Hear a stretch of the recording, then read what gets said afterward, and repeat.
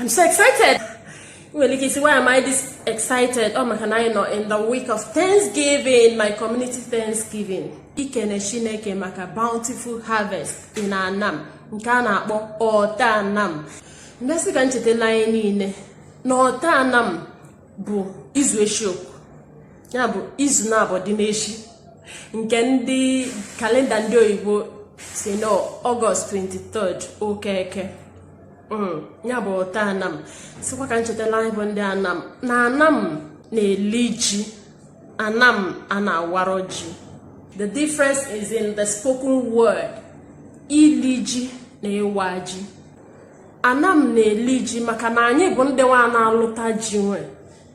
Alụsịa ji nwe Chineke bịa eme enyo bịa eme legrede.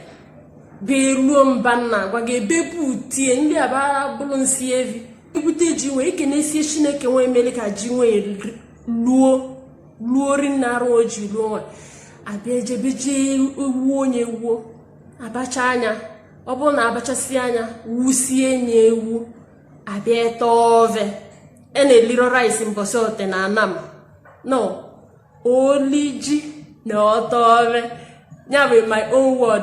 Inwete o tinye na tee. Ọ bụrụ ote. Ya bụ oli ji na ọta ove. Ogu na ọta. So ndị Igbo ndị ọzọ na-awa ji. Maka na Anam lụ ụta. Ebe egolu maọbụ ya nke aka kụtala onye obi enwele uluzie n'ibie ọbịa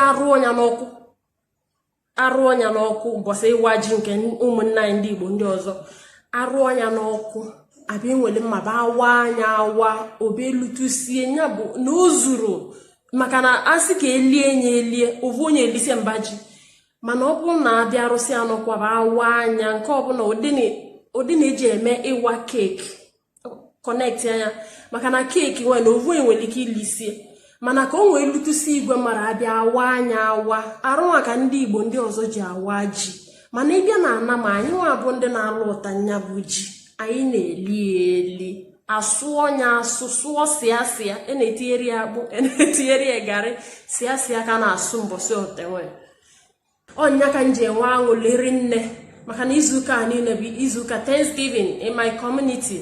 Egwu n'ụlọ m na-agberi mgberi okpotu ji timizie ma arụ abụ egwu chujekwu nke anyị chujekwu nke obodo anyị egwu siyoma nebe ọdụmọdụ